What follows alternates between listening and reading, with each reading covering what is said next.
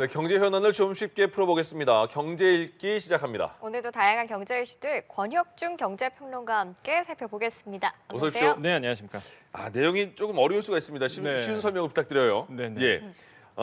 국민 총소득 GNI라는 게 있고 네. 지난해 지난해 GNI가 발표가 됐는데 재작년보다 올랐어요. 네. 왜 그랬을까요? 얼마가 나왔는데? 일단 국민 총소득을 먼저 아셔야 되겠는데 예. 이제 우리나라의 그 국민들의 그 생활 수준을 좀 보여준다 이렇게 표현할 수 있습니다. 보통 예. 우리가 GDP 얘기를 하잖아요. 그쵸. 그러면 그거는 그냥 나라 예. 살림이라고 보시면 되겠고요. 총생산이니까. 근데 GNI 같은 경우에는 우리나라 이제는 뭐 총소득이죠 말 그대로 이제 사람 국민들이 어느 정도 벌어들였느냐 그래서 뭐 국내에서 벌든 해외에서 벌든 간에 그래서 총소득을 이제 보여준다 그래서 예. 생활 수준을 보여주는데 이게 이제는 우리나라 인구수로 이제 나누게 됩니다 그러면 1인당 국민 소득이 나오거든요 네. 그러니까 1인당 국민 소득을 봤더니 한 33,745달러가 나왔는데 이게 작년보다 한 2.6% 좀 늘어났습니다. 예. 그래서 이런 거 봤을 때 작년보다는 조금 나아졌다 이렇게 볼 수가 있겠는데, 근데 이제 많은 분들이 이제 공감이 잘 안 되시는 게 나는 아닌데. 아니, 난 아닌데. 네. 왜냐하면 사실상 이제는 물가가 더 많이 올랐기 때문에 예. 볼 수가 있겠는데 어쨌든 간에 일단은 지금 작년보다는 그러니까 직전 연도보다는 2.6%가 이제 올랐다라고 이제 보시면 되겠고요. 예.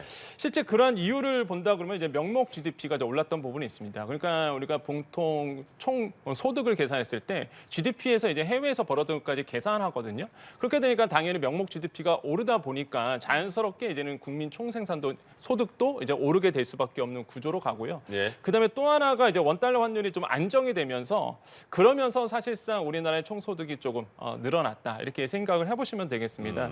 그리고 또 중요한 게 대만보다 이제 높아졌다 이렇게 보는데 사실 그러니까 작년의 이슈가 뭐였냐면 2023년도에 아마 다 기억하실 거예요. 2022년도 기준으로 예. 야, 우리나라가 대만보다 더 못 벌었어. 이런 뉴스가 아마 맞아요, 나왔었을 맞아요. 겁니다. 예, 이슈가 됐었죠. 그때 이제는 1인당 GNI가 사실 때 대만보다 조금 낮았었거든요. 예. 근데 다시 한번 2023년도 기준으로 봤을 때 대만보다 올라왔습니다. 그래서 한 400달러 정도 우리가 조금 더 벌었거든요. 예. 그래서 이런 점들이 이제는 좀 이슈가 되고 있어서 자, 많은 분들이 다시 한번 이제 뉴스에서 이제 발견할 수 있겠고, 그러니까 대만이 좀 줄어들었던 이유가 사실상 이제 환율 때문에 그래요. 예. 환율 자체가 이제는 대만 같은 경우 굉장히 많이 올랐고 우리나라 좀 안정화돼 있다 보니까 이런 점에서 아마 우리나라의 1인당 국민 총소득이 더 늘어났다 이렇게 좀 평가를 해보겠습니다. 대만한테 밀리면 약간 자존심 상하는 거예요? 기분이 조금 그렇죠. 그래요? 알겠습니다.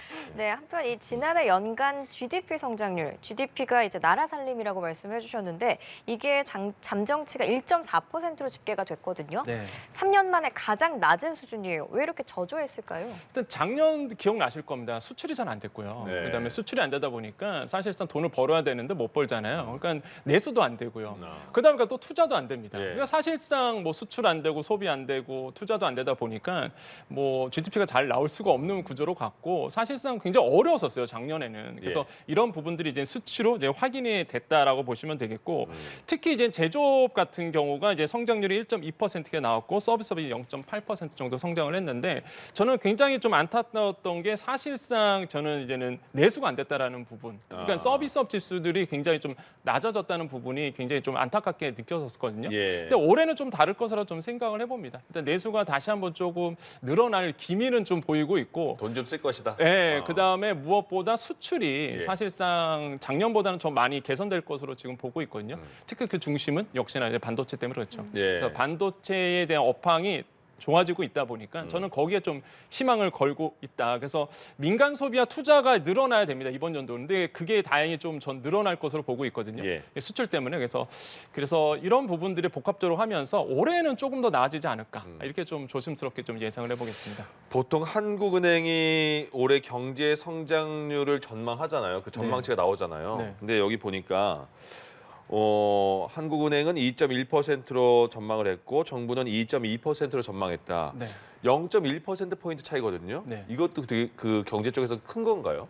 그렇죠. 사실상 우리가 경제 성장률을 봤을 때 계속 2000년도 이후에 본다 그러면 한 2% 후반 성장이었단 말이에요. 잘 나오면 3% 넘어갔는데 예. 근데 이게 뭐 아시겠지만 1% 성장하다 보니까 굉장히 놀랬던 부분이 있었고 이번에 이제는 한국은행이 한 2.1% 정부가 이제 2.2% 성장 목표치를 세웠는데 네. 사실 낮죠. 평균에 예. 대해서는 장기 평균에 대해서는 좀 낮긴 낮아도 그래 그래도 일단은 지금 어려운 상황 안에서 뭐 목표치를 좀 잡았다라고 생각을 해보겠습니다. 예. 근데 그런 성장률이 이제는 과연 가능하겠느냐고 봤을 때 저는 가능하다고 생각을 해봐요. 왜 네. 그러냐면 아까도 말씀드렸지만은 이제 반도체 업황이 되게 중요하거든요. 우리나라의 수출의 한 20% 넘게 차지하는 게 이제 무역 중심으로 본다 그러면 반도체 부분인데 이 반도체가 업황이 나아지고 있다는 게 확실히 이제는 차트로도 보여지고요. 예. 무엇보다 AI 반도체가 지금 핵심이잖아요. 어. AI 반도체와 관련된 것들은 다 뜨기 시작합니다. 예. 엔비디아로부터 시작해서 가피디아. 모든 종목들이 다 뛰는 것처럼 예. 사실상 지금 AI 반도체가 핵심이거든요. 그럼 그 AI 반도체에 들어가는 고대역폭 메모리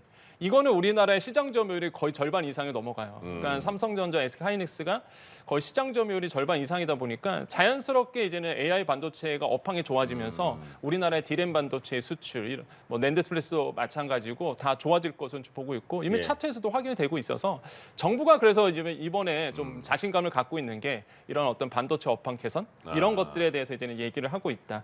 그리고 수입 같은 경우가 이제는 봤을 때 수입 제품이 좀 늘어나서 1.4% 증가가 됐다 이렇게 보여지고 있는데 예. 저는 이것도 굉장히 고무적이다라고 생각을 해봐요. 쌀로 생각하면은요, 우리가 네. 뭐 생산하잖아요. 먹어야 네. 우리가 일을 하잖아요. 그렇죠. 우리나라가 수입이 증가된다, 석유가. 그 뜻은 뭐냐면 이제 경제 활력이 좀 좋아지고 있다라고 반증을 할 수가 있어요.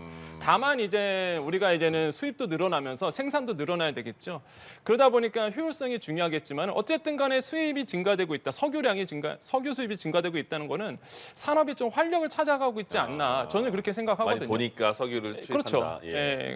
필요 없으면요, 사실 석유 수입이 줄거든요. 그래서 늘어나고 있다는 것은 오히려 저는 긍정적으로 평가를 하고 있고, 그래서 이제 수출 개선이 이제 뭐 한국은행에서 이런 얘기를 했는데요, 내수 부진을 상쇄한다. 이 표현이 딱 맞는 표현이에요. 그래서 이렇게 맞물려서 저는 올해는 좀 긍정적으로 좀 생각을 하고 있습니다. 예. 네, 이제 중국 경제 얘기로 좀 넘어가 보겠습니다. 중국의 정치 행사인 양회가 어제부터 시작이 됐는데 네. 최대 관심은 중국이 과연 5% 성장 목표를 고수할까였어요. 어땠어요? 예, 고수했습니다. 네. 5% 안팎 정도로 이제 예상을 했는데 사실상 2023년도가 5.2% 달성했단 말이에요. 예. 그 당시에도 사실 긴가민가했었죠. 그런데 오히려 초과 달성을 했거든요. 그래서 아마 자신감의 표현이지 않을까라고 예. 생각을 해보겠고, 그런데 시장의 전문가들은 야 5%좀 힘들어라고 생각을 해요. 왜 그러냐면 한 4.5에서 4.67 이 정도 생각하고 있는데 왜 그러냐면 첫 번째가 부동산 때문에 그렇습니다. 예. 이미 중국 경제 아시는 분들 아시겠지만 지방 정부들이 뭐 국제 발행 엄청 해갖고요. 지금 부채를 못 막고 있어요. 그러다 보니까 그게 도미노처럼 좀 무너지고 있거든요. 건설 그러면서 무너지죠. 그러니까 당연히 내수가 안 돼요. 그러다 보니까 내수가 안 되고 이제 GDP가 떨어지는, 성장률이 떨어지는 모습으로 지금 가고 있다 보니까 이 부동산 문제가 해결되지 않는 이상은 사실상 굉장히 어렵다라고 보고 있고, 예. 두 번째는 이제 외국인들이 투자자들이 많이 떠났죠. 아시겠지만은 중국에 투자하면 불확실성이 너무 커. 이랬다 저랬다 해. 이러니까 사실상 외국인 투자자들이 다 떠났거든요. 예. 그러니까 이 두 가지 문제 때문에 지금 뭐 중국 공산당이 얘기하는, 정부가 얘기하는 것처럼 그렇게 쉽게 되지는 않을 거다라고 이제 전문가들은 예상을 하고 있고 해서 예. 4% 성장 이렇게 좀 시장에서는 전망을 하고 있습니다. 그러면 중국은 어쨌든 그 경기를 부양시키기 위한 노력은 해야 될 거 아닙니까? 네. 그럼 돈을 풀어야 되잖아요. 맞아요. 어느 정도 풀까요? 지금 재정 적자율을 지금 보셔야 되는데 예. 이제 그 시장에서 가장 관심 있던 게 아까 말씀하셨던 성장률 어떻게 발표될 것인지 아니면 재정 적자율을 목표치를 어느 정도 갖고 갈 것인가 예. 이거에 대해서 이제 관심이 있었는데 일단은 3.8이었습니다. 작년도에다가. 재정 적자율이 뭐예요? 예, 재정 적자율은 이제 그거예요. 이제 GDP 대비해서 이제 중앙 정부가 이제 수입과 지출이 있잖아요. 그래서 내가 지출을 더 늘리겠다는 얘기입니다. 한번 더 적자 상태로 해서 이제 중앙 정부가 지출을 더 늘리겠다. 그러면 지출을 늘린다는 얘기는 복지가 좋아지고요. 예. 그 다음에 이제 경제 성장을 이끌기 위해서 나라가 돈을 쓴다는 얘기거든요. 그러다 보니까 사실상 이게 중앙 정부 입장에서, 중국 정부 입장에서는 돈을 이제 쓰겠다라는 이제는 제스처예요. 그래서 시장에서는 3%에서 3.5%만 와도 예. 사실상 긍정적으로 평가를 하려고 했는데 네.